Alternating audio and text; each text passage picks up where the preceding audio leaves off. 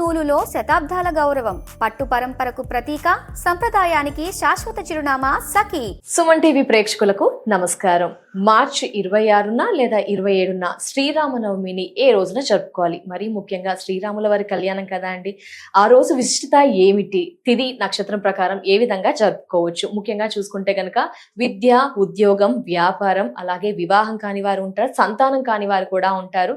Life లో ఎలా ఇబ్బందులు కూడా ఉంటాయి. మరి ఇలా ఇబ్బంది పడేవారు ఆ రోజుని ఏ విధంగా సద్వినియోగపరచుకోవచ్చు, ఎలాంటి పరిహారాలు పాటించాలి, ఈ వివరణ అంతా కూడా తెలియజేయడానికి ప్రస్తుతం మనతో పాటు ఉన్నారు సంకల్ప మందిర్ నిర్వాహకులు, ప్రముఖ జ్యోతిష్యులు బ్రహ్మశ్రీ నందిపట్ల శ్రీహరి శర్మ గురువు గారు. వారితో మాట్లాడదాం. గురుగారు నమస్కారం. గురుగారు, వాగర్థావివ సంపృక్తౌ వాగర్థ ప్రతిపత్తయే జగతః పితరౌ వందే పార్వతీ పరమేశ్వరౌ.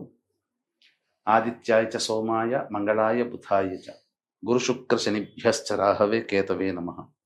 శృంగేరి జగద్గురు పీఠాధిపతులకి, కంచి పీఠాధిపతులకి నమస్కారములు తెలియచేసుకుంటూ కార్యక్రమాన్ని ప్రారంభిద్దాం.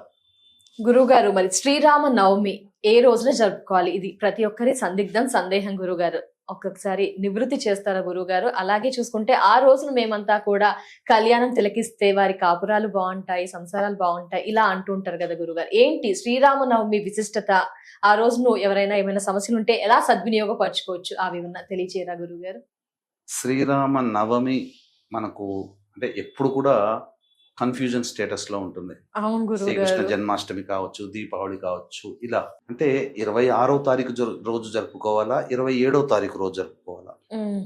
26వ తారీఖు అయితే 11:50 తర్వాత నవమి వస్తుంది. నవమి అంటే మధ్యాహ్నం పూట జన్మించారు కాబట్టి నవమి 12 గంటలకల్లా 12:30 కల్లా నవమి ఈ 26వ తారీఖు రోజున ఉంటుంది. కాబట్టి మరి తిథి ప్రకారం చేసుకుంటే 26 నాడు చేసుకోవాలా? ఆరుద్ర నక్షత్రం సాయంత్రం 3:50 వరకు ఉంది, 4:50 వరకు ఉందమ్మా. తర్వాత పునరుసు నక్షత్రం వస్తుంది. మరి పునరుసు నక్షత్రం ఉండి నవమి తిథి ఉదయం 10:38 వరకు ఉన్నది 27వ తారీఖు. పైగా 4వ పాదంలో జన్మించారు పునరుసు నక్షత్రం కాబట్టి మధ్యాహ్నం సమయానికి 4వ పాదం ఉంటుంది. కాబట్టి నక్షత్ర ప్రకారం చూసుకున్న దీనికి ప్రామాణికంగా మనము ఈ శ్రీరామనవమిని 27వ తారీఖు రోజునే జరుపుకోవాలి. 27 గురుగారు. ప్రధానంగా గమనించుకున్నట్లయితే ఈ యొక్క 27వ తారీఖు రోజున శ్రీరామనవమి సందర్భంగా మనం కళ్యాణాలు చేస్తాం. అవును గురుగారు. కానీ భారతదేశ వ్యాప్తముగా శ్రీరామనవమికి సంబంధించినటువంటి ఉత్సవం, జయంతి ఉత్సవములు భారతదేశం మొత్తంగా జరుపుకుంటే కేవలం తెలంగాణ, ఆంధ్ర, కర్ణాటక, తమిళనాడు కొన్ని పరిసర ప్రాంతాల వారు మాత్రం వివాహ మహోత్సవాన్ని జరుపుతారు. ఇది మనకు భద్రాచలం రాముల వారు నిర్మించినటువంటి రామదాసు ఉన్నారు కదా, ఆ రామదాసు ఏర్పరిచినటువంటిదిగా మనకు చరిత్రలో చెప్పబడుతుంది. ఇక అప్పటి నుంచి రామదాసు ఏర్పరిచిన విధానాన్ని బట్టి కళ్యాణాన్ని జరుపుకోవడం అనేటువంటిది మనకు ఆచారంగా వస్తుంది. ఎందుకనంటే సీత, లక్ష్మణ, ఆంజనేయ సమేత రాముల వారు విగ్రహం మనకు లభించింది దమ్మక్క ద్వారా సంబంధించినటువంటిది కాబట్టి, అంటే మొత్తము వివాహ తదనంతరం ఏర్పడినటువంటి వ్యవస్థ భద్రాచల రాముల వారిది లభించడం, బాలకుడుగా లభించిన విగ్రహం కళ్యాణం. అంటే వివాహం అయిన తర్వాత ఉన్నటువంటి విగ్రహం మనకు లభించింది కాబట్టి ఇక స్వాముల వారి జన్మతిథి రోజున కళ్యాణం జరుపు. ఇది సాధారణంగా ఎవరైనా చేసుకోవచ్చు అమ్మా. కానీ అసలు శ్రీరాముల వారి కళ్యాణం మాత్రం పాల్గొన శుద్ధ పౌర్ణమి, పాల్గొన పౌర్ణమి. మనమందరం హోలీ పండుగ జరుపుకుంటాం కదా, ఆ రోజున స్వామి వారి కళ్యాణం అయింది. మరి ఇప్పుడు చేసుకుంటాం కదా, ఇది జన్మతిథి రోజు బట్టి చేసుకుంటారు. మధ్యాహ్నం 12:30కి కాబట్టి చక్కగా 27వ తారీఖు రోజున జరుపుకోవడం అనేది జరిగింది. అయితే హోలీ అప్పుడు, కానీ తిథి ప్రకారం ఇప్పుడు జరుపుకుంటారు, తప్పులేదు. ఇక విశిష్టతకు వచ్చేసేసరికి మనకందరికీ తెలిసింది ప్రత్యక్ష నవరాత్రులు, దుర్గా నవరాత్రులు, గుప్త నవరాత్రులు, వారాహి, శ్యామ నవరాత్రులు. కానీ ప్రత్యక్ష నవరాత్రుల్లో ఇంకొకటి లలితా నవరాత్రులు. లలిత అమ్మవారిని 9 రోజుల పాటు ఉపాసన చేస్తారు. అంతేకాకుండా ఈ యొక్క నవరాత్రులలో ఆఖరిదైనటువంటి నవమి తిథికి చాలా ప్రత్యేకం. అంటే రోజు రోజు గడుస్తున్న కొద్దీ తిథికి బలం పెరిగితే 9 రాత్రులు కాబట్టి నవమి తిథికి చాలా సంపూర్ణమైనటువంటి బలం చేకూరుతుంది. పైగా చైత్ర శుద్ధ నవమి రాముల వారు పుట్టక ముందు నుంచే లలితా నవరాత్రులుగా ఆరాధన చేయడం. ఈ చైత్ర శుద్ధ నవమి కోటి సూర్యగ్రహణాలు కలిస్తే ఎంత బలమైన సమయమో ఒక్క నవమి రోజున అంత సమయంగా చెప్పబడి ఉంది. కాబట్టి వీక్షించేటువంటి ప్రేక్షకులు అందరూ కూడా ఈ రోజున సద్వినియోగపరచుకోండి. తప్పకుండా దేవతానుగ్రహాన్ని పొందే ప్రయత్నం చేయండి.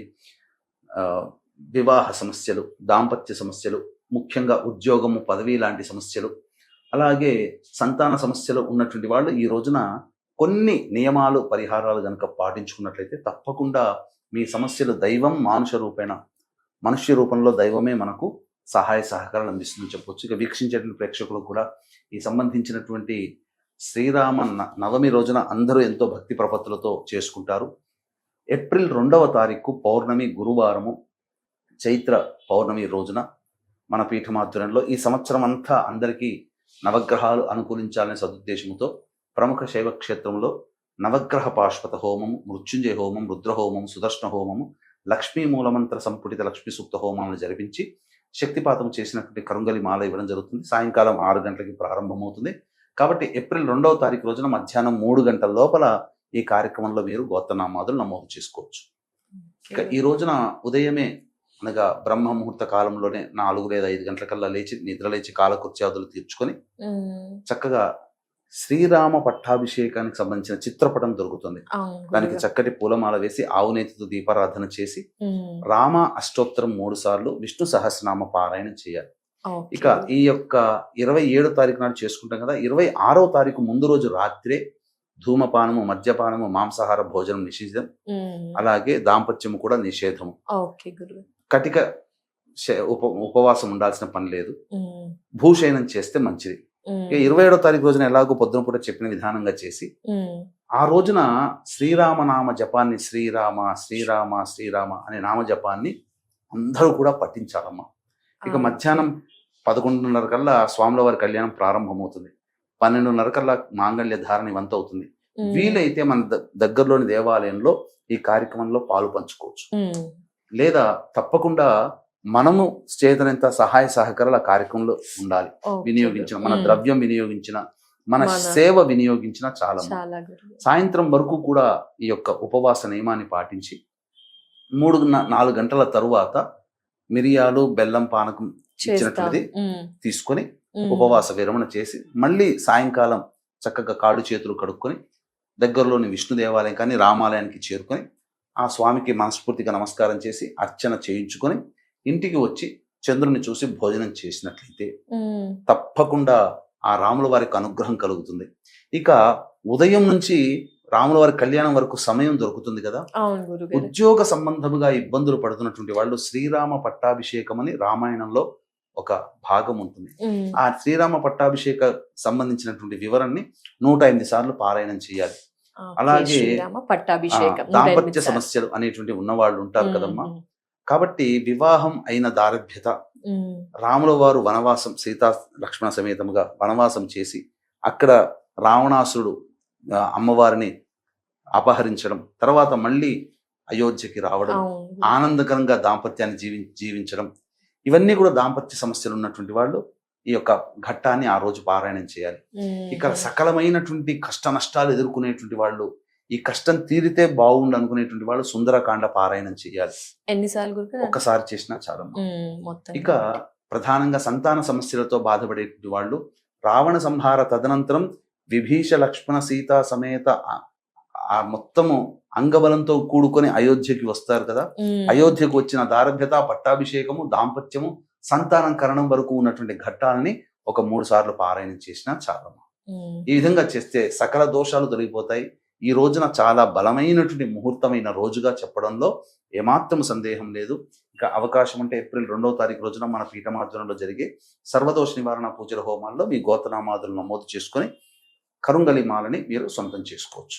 ధన్యవాదాలు గురుగారు. శ్రీరామ నవమి విశిష్టత, పాటించాల్సిన పరిహారాలు, ఆ రోజు యొక్క ప్రత్యేకత తెలియజేసినందుకు ధన్యవాదాలు గురుగారు. నమస్కారం. సర్వం శ్రీ ఉమామహేశ్వర పరబ్రహ్మార్పణమస్తు.